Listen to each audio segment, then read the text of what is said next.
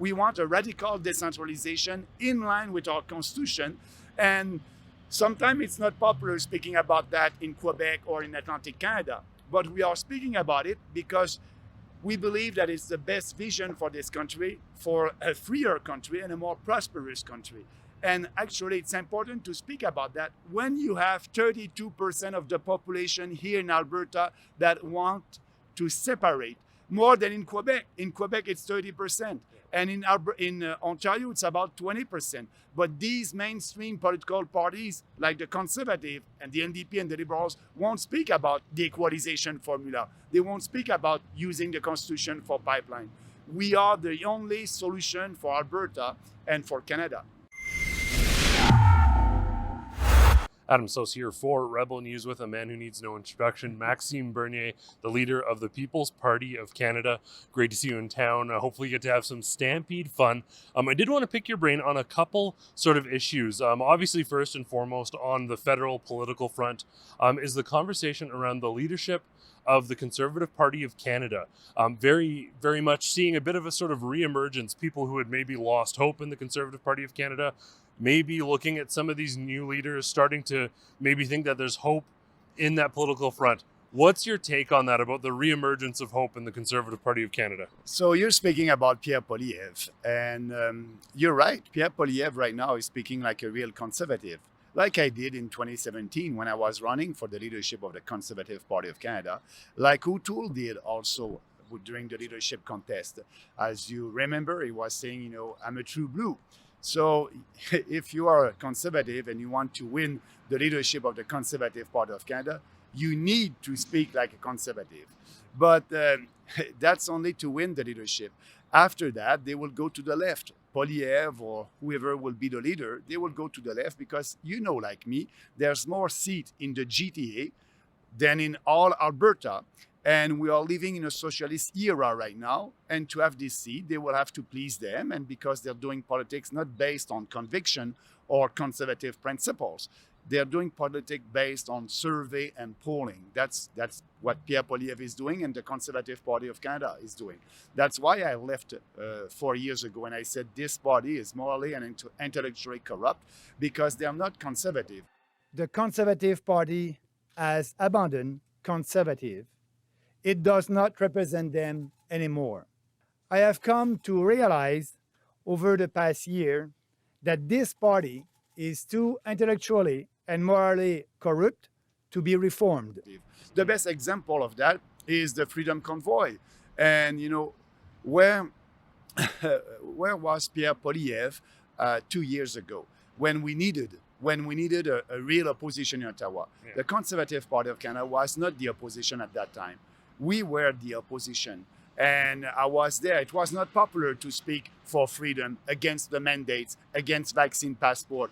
You know, people were looking at you, the mainstream media, saying, oh, you're crazy. Now it's more popular, not because of me, because of the freedom fighters all across the country, because of the truckers, because of the Freedom Convoy. Now it's more popular. We were successful to shift the public opinion, to increase the support for freedom. And now Poilievre decided to speak about that. He was not there when we needed him. So yes, right now people are looking at him like a savior. But I believe that they will be disappointed like they were with O'Toole when the time will come, when they'll do their polling and focus group before the election, and they will go to the left. What Pierre Poilievre is doing right now, it's a nice buzzword and slogan. I don't know if you had time to go to his rallies, but he has a speech, 22-minute speech. He won't answer any questions. Why? Because, you know, he wants his message to be out there and he doesn't want his message to be confronted or debate. So, but if you look, he said that he's not a globalist, but he is for the Paris Accord. Yes, he won't impose a carbon tax, but he will impose more regulation on businesses. So the Paris Accord, it's coming from the UN, is for that. You know, he doesn't say anything about immigration, for example. You know, he's for mass immigration like the Liberals, and it's coming from the UN with the Global Compact on Migration. So he's saying that he's not a globalist, but when you look at his platform. He has the same platform like the Liberals or the NDP on the UN, on foreign aid, on the Paris Accord. And he's saying also to you in Alberta that he will build pipelines. He will build pipelines all across the country. Our purse said that also. I was part of that cabinet. We were not able, when I was a conservative, we were not able to build pipelines. Why? Because we didn't have any courage to use the Constitution and impose a pipeline on Quebec or on BC. I'm saying that since 2019, that we must use the Constitution, Section 9210. Like that, the federal government will have the full jurisdiction, the full authority, the full responsibility to build a pipeline, and the federal government will be able to impose a pipeline on Quebec or on BC. We must do that and speak to the population and telling them that it's safer to transport oil and gas by pipelines than by train or trucks. So it's for pipeline, but he won't use the only tool that we have to be sure that we'll have pipeline, because he wants vote in Quebec and he doesn't want to explain the situation to Quebecers, because he's doing politics by survey and focus group and slogan. So for us, we are speaking about things, and if it's popular or not, it's not important for us. We have a vision for this country. We have a vision for Alberta, a smaller government in Ottawa. If you want to have your caisse de dépôt, you'll be able to have that. If you want to have your own police force, you'll be able to have that. If you want to control your immigration, you'll be able. We want a radical decentralization in line with our Constitution. And sometimes it's not popular speaking about that in Quebec or in Atlantic Canada. But we are speaking about it because we believe that it's the best vision for this country, for a freer country and a more prosperous country. And actually, it's important to speak about that when you have 32% of the population here in Alberta that want to separate, more than in Quebec. In Quebec, it's 30%. And in Ontario, it's about 20%. But these mainstream political parties, like the Conservative and the NDP and the Liberals, won't speak about the Equalization Formula. They won't speak about using the Constitution for pipeline. We are the only solution for Alberta and for Canada. So that you brought up some interesting points. Definitely lots of people concerned about Pierre Poilievre not answering questions, not being availability, a lack of availability. Now, don't get me wrong, he'll do the occasional press thing, usually in very controlled circumstances. But most of the points that he's really gaining traction on and garnering points and winning people over are points that the PPC has had since its inception. Is that not right? Yes, you're absolutely right. Because we were successful. And that's an example. When you speak about something based on facts and telling the truth to Canadians with passion and conviction, so that idea will become popular. And we had an example with the Freedom Convoy about ending the mandates. And also, we as a party, we are an example of that. When we started off our party in 2018, at 0%, our first election in 2019, 1.6%, and now 5% at the last election. We are growing, and our platform is always the same, and that will be the same one at the next election. But we're not like the traditional mainstream party that are doing focus group and having a new platform before the election. No, we believe in strong conservative freedom values, and we are promoting that, popular or not, knowing that the more we speak about that, the more popular our ideas will be. So these mainstream legacy parties who just follow polling, then, can people ever trust them again, or are they just doomed because they're just forever chasing being a windsock? Yeah, I believe that, people, if you look at the credibility, I will answer your question like that. If you look at the credibility of politicians, it's almost zero. People don't believe politicians. Why? Because they're all the same. They're telling you something and they will do the opposite. They don't trust the politics, and I understand. So that's why we're doing politics differently. And we are offering, the People's Party, are offering an alternative to all these mainstream political parties like the Conservative, the NDP, the Liberals, and the Green Party of Canada. That alternative, if you want a real change, we are there. And, I don't believe that if you vote for the PPC here in Alberta, that you will have a Liberal candidate elected. No, you can vote for your values. And, if you want some change, vote for what you believe, and you have more chances to have what you want. I want to jump to something you said a little bit earlier. You talked about where was Pierre, where were these people 2 years ago when people needed them. Tamara Lich, her bail hearing was just delayed until July 25th, I believe. At that point, she will have spent 48 days behind bars, treatment worse than you see rapists, criminals, drug dealers getting.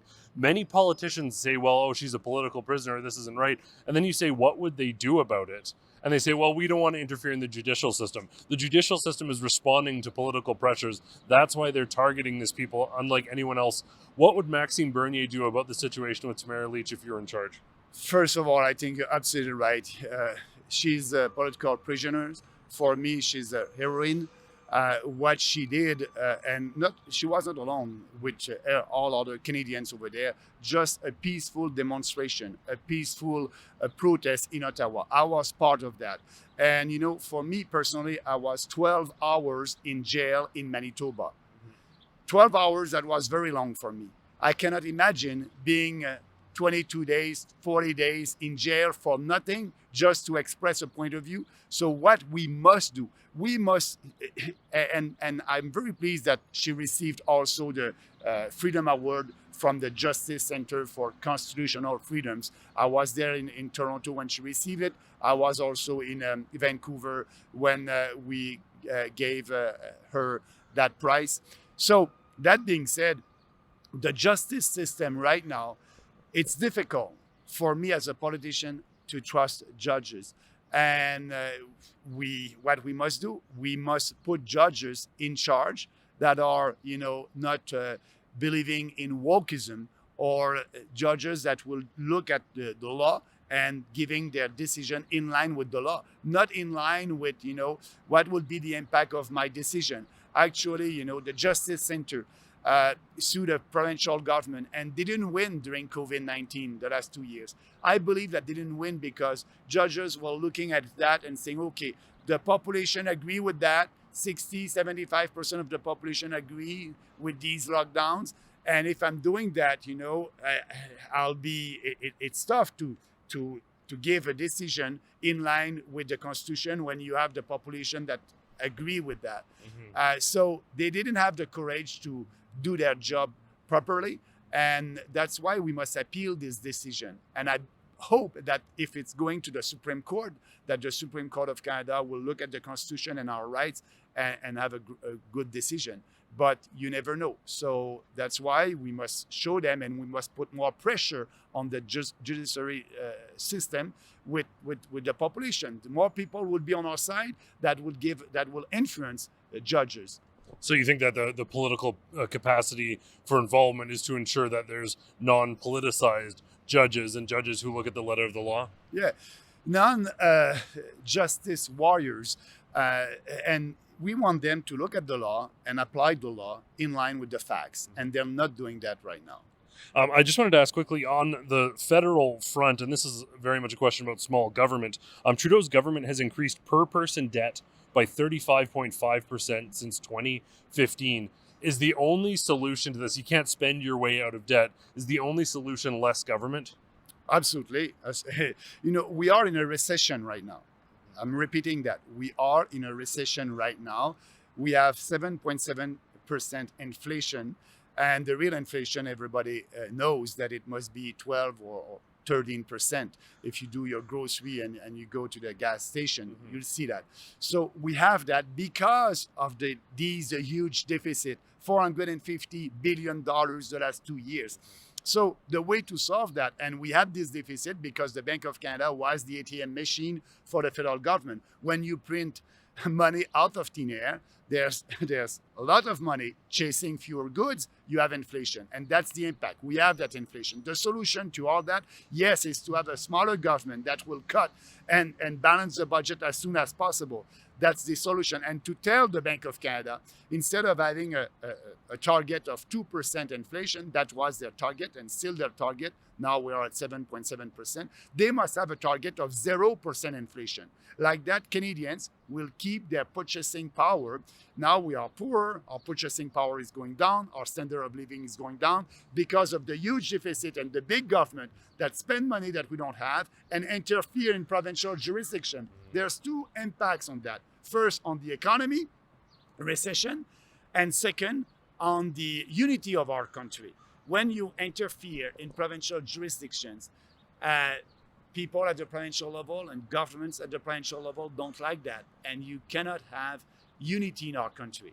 And I'm very concerned about 32% of Albertans looking for the independence.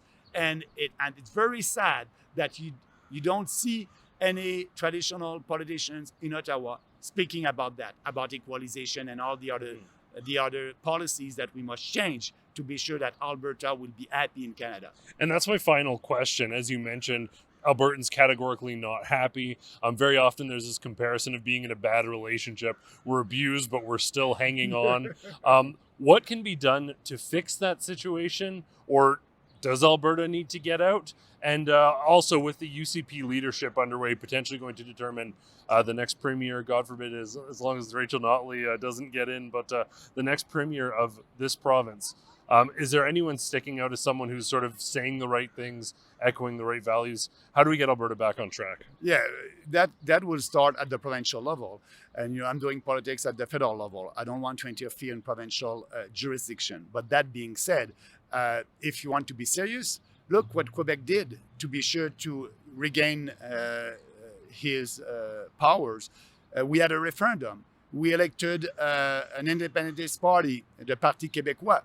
And so if you're serious about that, you must vote for a party that will promote more autonomy for your province. And I believe that these traditional establishment politicians will maybe look a little bit more at these challenges. So that will start at the provincial level. Vote for a party that will defend your autonomy. And after that, at the federal level, we are the only one. So what I'm saying, if you're a separatist in Alberta, you can vote for us. And I believe that you must vote for us at the federal level, because you won't have separation tomorrow. And you'll need to have a party in Ottawa that will respect you and be sure that the federal government will be smaller and respect provincial autonomy. That's us. If you're a federalist here, you must vote for us, because we are your only hope. If we don't do these changes that you want, there's a chance that Alberta, Quebec, I don't know what will happen. I'm a federalist. I believe in this country. I believe in our constitution. I believe in our Charter of Rights and Freedom. I believe in the separation of power between Ottawa and provinces. We are the only party, the only hope for Alberta. But you must start at the provincial level. Vote for a party that will fight for you, that will fight for your provincial government, and that will give a strong signal in Ottawa. Awesome. Well, Maxime Bernier, I want to thank you so much for taking this time to speak with us. Hopefully you get a chance to enjoy a little bit of stampeding while you're in town here. Greatly appreciate it. And for everyone at home, I want to thank you so much for tuning in. For Rebel News, I'm Adam Sos. At Rebel News, we are going out of our way to ensure that you know where these politicians stand when it comes to the race for the leadership of the United Conservative Party in this province. The direction of this province moving forward and the prosperity of ourselves and future generations depends heavily on this race. To make sure you stay informed, go to ucpleadership.com.